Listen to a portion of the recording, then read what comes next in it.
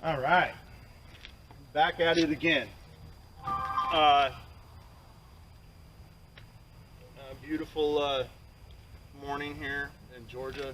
About 45 degrees last night, man. It's getting to that time period where you need a damn heater in the night and a fucking AC in the afternoon. But it's going to turn out to be a nice day either way it goes. Just a little crisp right now, but anyway. This is going to be kind of a continuation of the last two episodes. I think this will kind of be the last one that I do for a while on this subject. Basically how religious people are really stupid. And first, to start off with, obviously, same thing as always. If you got kids in their room, send them out of here. But I misquoted something in the last episode, and that was this rapture guy. I said that he was a Catholic priest, and he wasn't. His name was John Darby, and he was actually a Protestant minister from England in the 1830s. He was a law student, so the guy was a smart dude. I mean, and he was a very, very smart guy. He knew religion. I mean, he really did. I mean, he'd spent his entire life studying it. He didn't want to go into law, so he actually went into the ministry instead. And I guess really from reading about him, he was kind of like our modern day Westboro Baptist kind of guy. Yeah. Right. I mean, he was one of these evangelist guys that really he took a whole different interpretation to the Bible and to religion in general. Now, he was ordained as a priest later on in life, but he basically broke away from all organized religion, Catholic, Protestant, the whole 9 yards, and he basically kind of started his own little group of church. I guess he was an uber conservative guy that really, he didn't have a whole lot of patience for non-godly types. Yeah. Right. So, like I said, he was literally kind of like the Westboro Baptist kind of folks. And anyway. He got his idea for the rapture based off of one verse in the Bible that was not in Revelations. He got it from 1 Thessalonians chapter 4, verse 17. And it says, "For the Lord himself will descend from heaven with a cry of command, with the archangel's call, and with the sound of the trumpet of God. And the dead in Christ will rise first, then we who are alive, who are left, shall be caught up together with them in the clouds to meet the Lord in the air, and so we shall always be with the Lord." Now, he took this one verse and somehow interpreted it to be this rapture idea where a certain amount of Christians are going to be called up. Right.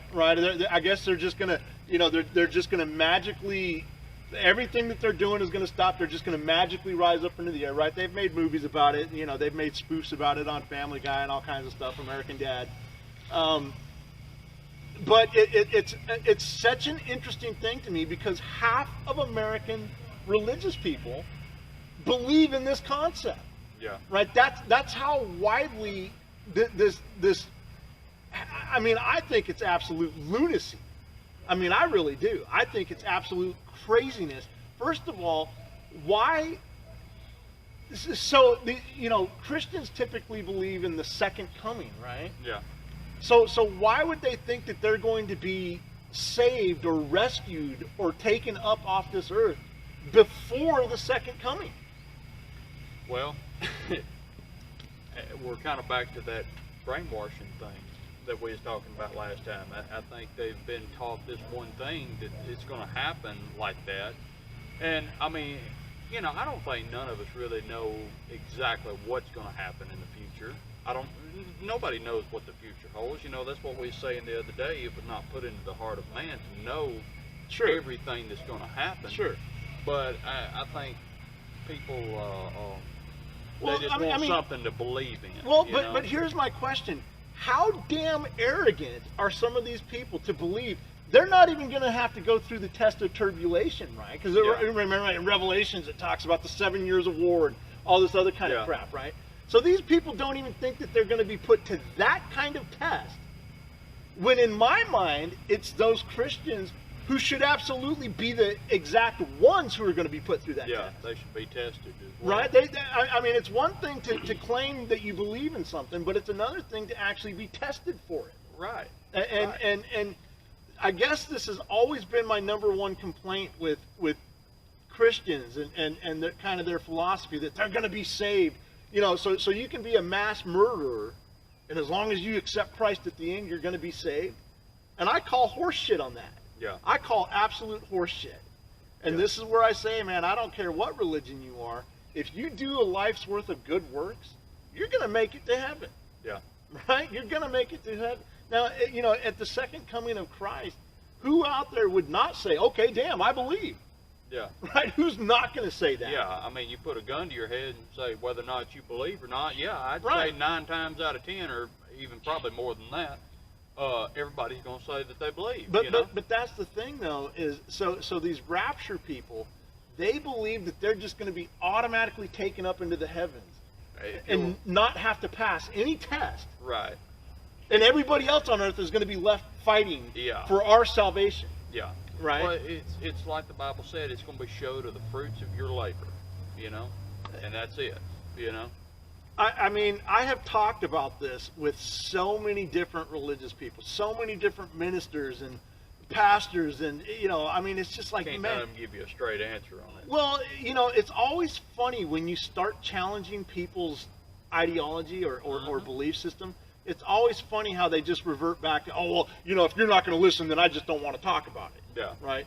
And look, I agree to an extent. I mean, you can only argue with somebody for so long. If they don't want to listen, right, then it's pointless arguing. You're wasting your breath. Then. Right. But on the same hand, I want to know how these people can be this damn arrogant that they think that they're just going to be saved just because they've claimed that they believe in Jesus. Right. And well, there again, you've got to distill the ones that's obviously might be lying from it. You know, I mean, not everybody, like I said, if you put a gun to everybody's head, they might say it, but that doesn't mean that they believe it. Right. You know, they're just trying to, you know, save their own ass then. But there again, you know, if you do a life's work of the good work and you believe, truly believe, that's what it takes. That's what it takes. Right. You know? Right. And I think people kind of, Well, they over undershoot at one. I don't know which one you'd call that. I just think it's very frustrating. I think they hit on the minor hairs instead of working Sure. on the whole head. Well, I mean, to me here again, it's just a common sense thing that people just are forgetting. They're just absolutely lacking common sense. Yeah. Well, And you know, I mean, I'll be straight up with everybody. I mean, you know, I don't necessarily follow. I consider myself to be a Christian. Yeah. But I consider myself to be a Coptic Christian. Yeah. I do not consider myself to be an Orthodox or anything like that, and I Yeah. almost refuse some of the ideology. I mean, I'll be straight up with you. I've got a very different belief system. First of all, I believe that Jesus was married. Yeah. Okay. Most likely to 3 different women. I'll get into that in a different episode, but you know, Yeah. I know for a fact that he was married to Mary Magdalene. Yeah. Right, and I know for a fact that they had children. Now everybody always talks to me. They say, "Man, you've watched Da Vinci Code too many times." Okay, but I'll tell you, I've had this belief system long before Dan Brown ever came out with the Da Vinci Yeah. Code. Yeah. As great of a show and as great of a book as that was, I believed in this for, you know, I don't believe that Jesus was Jewish. I believe that Jesus was Egyptian, hence the reason he spoke Aramaic instead of Hebrew. Right, and Bethlehem was not a Jewish territory. Yeah. Bethlehem was an Egyptian territory. Yeah. I believe that Jesus was a Mason, right? And when we talk about Freemasons, I've talked about that a lot. I Yeah. believe that Jesus was a stonemason. You would have had to belong to that guild Yeah. in those days in order to do that kind of work. I believe that his father Joseph was in the, you know, stonemason Yeah. type of thing, and you know, so therefore I have a very different belief system Yeah. as far as the person that everybody knows as Jesus, Yeah. right? I don't believe that Jesus was this calm, rational, you know, I believe that if Jesus didn't like something, he'd put his foot right up your ass. I really do. I believe that Jesus was much more alpha than they, you know, that's the thing, is modern religion has tried to portray him as this, like this beta man who, you know, was Yeah. so meek and so gentle. I mean, you know, they forget to tell the story about when he pushed the little kid off the roof, you know, when he was 12 years old. They forget stories like that. Yeah. But this is why I think it's so important for people to do things like read the Gnostic Gospels and stuff like that, right? It's important to get a different perception, because I'm telling you, I really do believe that this perception that we have of him is completely wrong, right? I don't think that he would have affiliated with people like Paul. Right. You know, if Jesus didn't have some form of badassery, I don't think him and Paul would have been able to get along. Paul was the general of the Syrian army. Yeah. Right? I mean, Paul was no joke, man. I mean, Paul was a warrior. Yeah. Now, obviously, some of the other disciples might have been kind of questionable, but you know, the thing is like I said, I mean, Jesus, he would have had to have had a certain level of commanding presence. Yeah. Right? He would have had to have had a certain level of badassery. Yeah. In order just to get around and do the things that he was doing. Yeah. Especially, you know, with so many different, you know, people against him. He would have had, you know, he wasn't this free-loving, hippie, coexist kind of guy. Yeah. I don't believe that. But anyway, you know, here again, perception is everybody else's own individual reality. And I'm not trying to persuade anybody to believe what I believe. I'm just saying I believe in something completely different. Right. And it doesn't take away Jesus' power. It doesn't take away his gift that he gave to humanity. Yeah. It just means that I have a completely different perception of him. Well, right. And my perception is not so much about live and let live as much as it is. The gentle and the meek. Yeah. Yeah. Exactly. And, you know, that kind of takes me to this concept of modern day Christians where they say, the meek shall inherit the earth, right? Right. Well, listen, that's because everybody else is going to be in heaven. Yeah. Okay, so the fucking meek people out there that can't even get their fingers out of their asses, right? They're good. Yeah, sure, they may inherit the earth.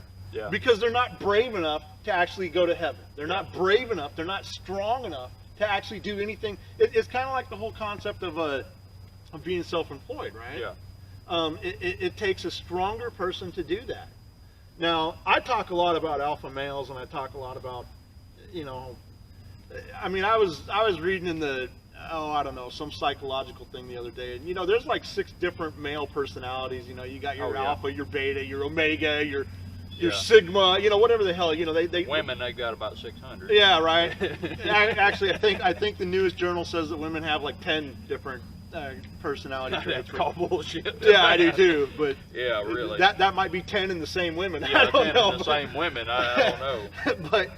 But no, I mean, seriously though, I mean, people, you know, people are so used to believing what other people have told them to believe. Yeah. And this whole rapture thing plays right into that, man. I mean, half of the fucking world that is Christians believes in this rapture idea. Well, you know, it's like we was talking about, you know, used to you couldn't even own a Bible. It was against the law to own a Bible. Yeah. You know, and that's where a lot of this, I think, come from to start with, because they were taught over a period of time, you know, or brainwashed, if you will, if you want to call it that, this certain idea, and it's gotten the ball rolling, and people have not turned back from it. They've not done their own research. I mean, that's why, like the other day when we was talking, I said, you know, get out and explore other religions, you know? I mean, I'm not saying that you've got to convert to Judaism or Hinduism or whatever, you know, but get out there and explore,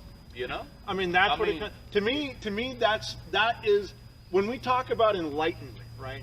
When we talk about free thinking, and when we talk about, you know, being smart enough to make our own destiny in life. Yeah. To me, that's what it all comes down to. It doesn't matter if you're talking about religion. It doesn't matter if you're talking about traveling and experiencing new cultures, right? To me, if you're not brave enough to do that, if you're never willing to get out of your comfort zone, then you're never going to truly know the truth about anything. Yeah, you know, well, that's what I'm saying. It shouldn't. If you don't believe in your religion or your doctrine or whatever enough to go and explore another religion, you need to do a self-check. Right. You know, because you probably ain't, you don't believe in your own stuff faithful enough to be able to go and experience another religion just to see what it's about, you know? Well, you know, it's funny. People don't make the connection here. Religion, politics, all this stuff plays into our individual philosophy, right? It's all our own ideology. Yeah.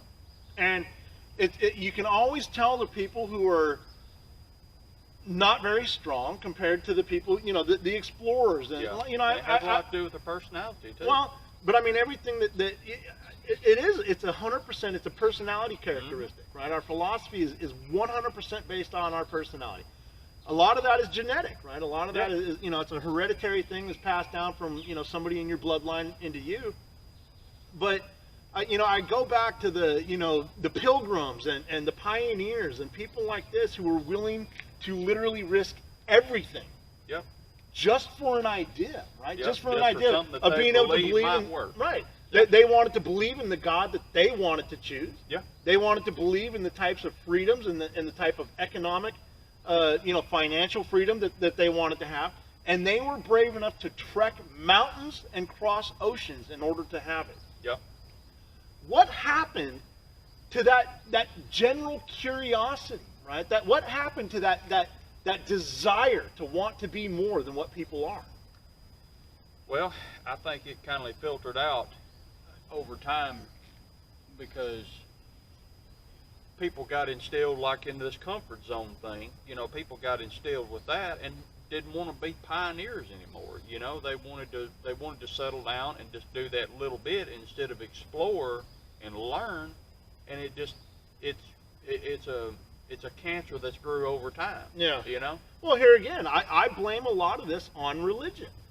Right, yeah. Obviously some of it has to do with the type of education people receive, but right. At the end of the day, our moral code, here's why religion is important, and I'll say this wholeheartedly. Yeah. Religion is important. Mm-hmm. An atheist has nothing to live for. An atheist has no one to answer to. Yeah. So therefore, an atheist doesn't need any sort of moral code.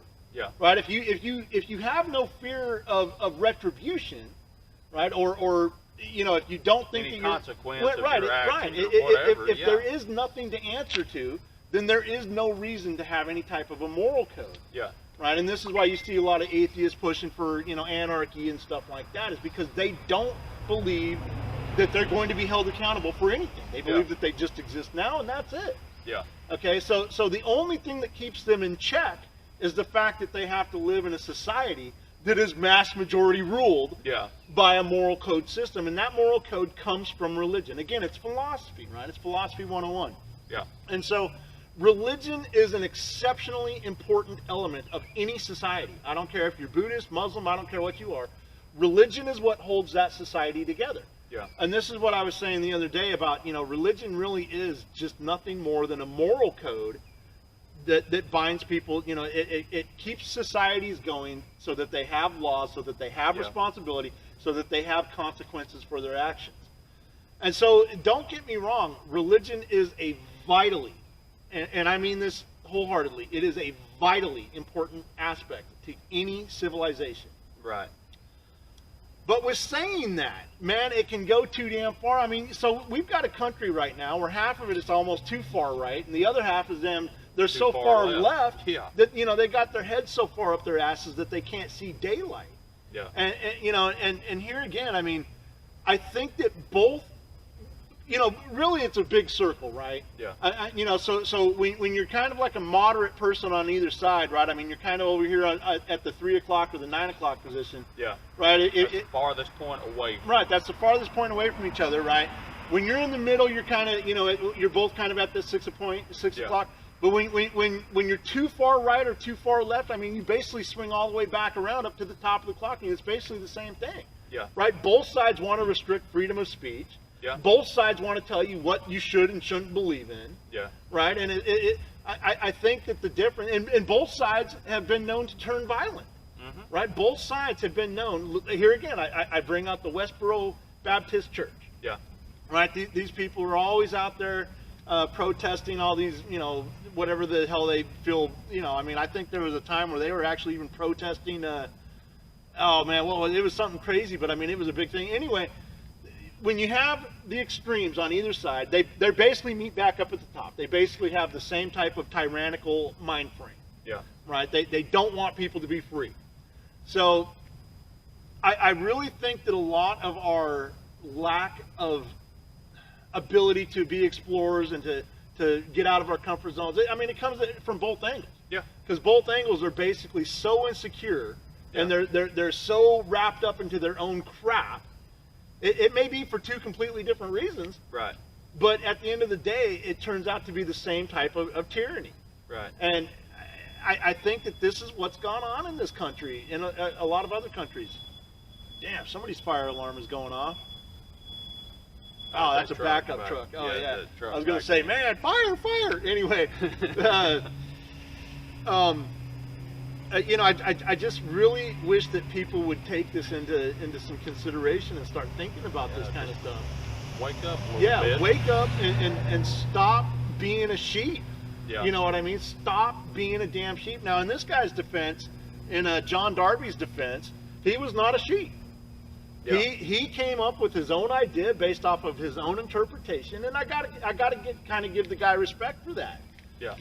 The thing I don't respect is how many followers he have who just blindly say, "Oh, damn, the rapture. Okay, fuck."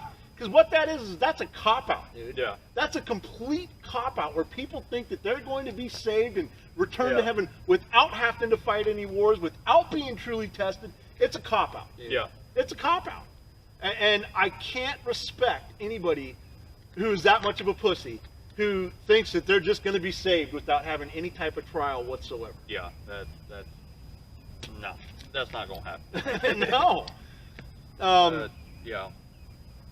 And I've been talking a lot on this one. I didn't mean to cut you off or anything, but No. I mean, what do you really think about this? I mean, what do you think? How do you think religion is going to look like in 100 years? I know I asked you this the other day about what do you think America is going to look like in 100 years, but what do you think religion is going to look like in 100 years? Well, I mean, you can kind of base it off the last 100 years. I mean, look at how many different religions have come about in the last 100 years. Yeah. It's just going to completely start multiplying to where, I mean, everybody's going to be a different religion, and I mean, not a whole lot of folks are going to have it right to start with. Yeah. You know? Yeah. You know, that's what I think is going to happen in the next 100 years. Well, here again, this kind of goes back to that philosophy that, you know, so many of these religions are so new. You know, what happened to the old religions? You know, why do people think that those religions are so wrong? Yeah. And all of a sudden, their new ideology is just, you know, this is, you know, I guess God has changed his mind again over the last couple thousand years, right? Well, yeah, and let's think about it like this right here. Some of these religions ain't even 100 years old. Yeah, I know. You know, I mean, what happened to all right, let's just say it like this right here. What happened to the folks beforehand the people that think in that religion, they think they're the only ones going to make it to heaven. Well, what happened to the people before that? Did they just die and burn in hell? Yeah, right. Because they missed the time frame there? Well, and this is where I say religion is man-made. It's 100% man-made. You know, based off of individual philosophy, right? Our ideology sets our path in life. Right. And it's going to determine if you're going to be self-employed. It's going to determine if you're brave enough to move across country or across the world, right? I mean, these are the things that separate brave people from cowards, right? Yeah. And this is why I always ask this question, is because I agree. I think that there's going to be so many new religions. It's going to be absolutely crazy. And it's going to cause more division. Yeah, it's going to cause more division, and you're going to have a farther 9 and 3 o'clock. Yeah. You know, and, I mean, really. There's going to be, it's going to be a turmoil. I mean, it's going to be, if people think it's bad now, they need to give it about another 40, 50, maybe even less than that, really. Yeah. I mean, give it another 40, 50 years, and let's see what we got. You know, if we're this bad now, I mean, what's the future entail? Yeah, well, and it just goes to show how absolutely ridiculously dumb people are. Yeah. And, you know, I'll say it again, man, religious people are stupid. Religious people are completely, unapologetically stupid. Well, it's like I was telling you about with the Sadducees and Pharisees in the Bible times. You know, they were so caught up in their religion, they missed the coming of Christ then. Yeah. You know? Yeah. I mean, why would you want to be caught up in a religion so much that you would miss a vital salvation? Yeah. Something like that, you know? I mean, well, you know, they need to. Everybody needs to wake up. You know, I'm not saying, you know, that you can't have a religion, but, you know, go out and explore another religion. You know, don't miss the, you know, your salvation. Well, I've always said this, you know, I've always believed this too. Religion in its true form is nothing more than just a control mechanism. Yeah. Right. Every, you know, turned into a money grab. Well, you know, I mean, sure, it's about control and it's about power. You know, when Constantine created Catholicism, it wasn't because he believed in the religion. I mean, he basically took a bunch of different pagan religions and, you know, flipped them all up into one and made what he called Christianity. Yeah. Even though there was already true Christians, it had existed for 300 years before he ever even came around. Yeah.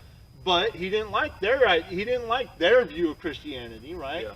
And here again, the original Christians, the ones that still exist to this day, the Coptic Christians, you know, these are the people that live in Iraq and Syria and, you know, Iran and places like that. These are the people that are being killed by the millions.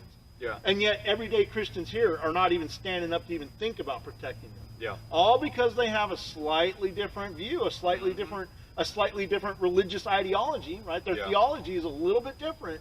So these Christians here in America can't respect them. Yeah. Right? Because it's not their brand of Christianity. Right. Right? And that's the problem that I see is that the more that's me. The more religions become created, the more division there is. Yeah. Right? It's Christians against Christians now. I mean, look at Iran not Iran. Look at North Ireland. Oh yeah. Right? To this day, you've still got Catholics fighting against Protestants. Yeah. I mean, hell, you know, where I was stationed in Germany, I was stationed in Mainz, Germany, right across, which is a Protestant town. That's where Martin Luther literally was at. Yeah. Right across the river, just literally a bridge away, is a town called Wiesbaden, which is all Catholic. Yeah. And people from Mainz don't go to Wiesbaden, and people from Wiesbaden don't go to Mainz. You know, it's kind of like that mentality. I was at this Civil War reenactment the other day, and there was this old redneck in there that, I don't talk to Yankees. And it's like, dude, get the fuck out of here, man, before I stomp a mud hole right down the middle of your ass. Yeah. You know what I mean? Okay, fine, fuck it. I don't talk to Confederates then. You Yeah. know what I mean? I live in Georgia. It's kind of hard for me not to talk to these retards down here. But, you know, I'm just saying, it's like, ah, damn, man. I mean, really, you're going to take something that's, you know, 170 years old and you're going to use that today as some sort of, you know, and it's like, dude, get out of here, man, for real. Yeah. But anyway, you know, that's kind of the philosophy. At the end of the day, we're all supposed to be Americans, right? Yeah. The Civil War was long gone. Yeah. And it's supposed to be that way with religion, too. If you're a Christian, you're supposed to be able to love other Christians. Yeah. Regardless of their simple philosophy or their theological views. Love thy fellow man is what it states. So anyway, this is a great talk. Thank you. Yeah. You know, this will probably be the last one on this subject that I'll do for a while. I'm gonna start doing a couple of other things. Man, I got some big things. You know, keep spreading the word, and eventually we'll get to where we need to be. Don't let other people determine your destiny. That's what I can tell you. Be brave enough. I don't care if we're talking about COVID-19. I don't care if we're talking about politics. I don't care what we're talking about. Be brave enough to be informed and be brave enough to set your own path in life. Yep. Have your own ideas and do your own study. Exactly. If you can't, then you're really not a man. Yep. And it's really that simple. So, everybody take care.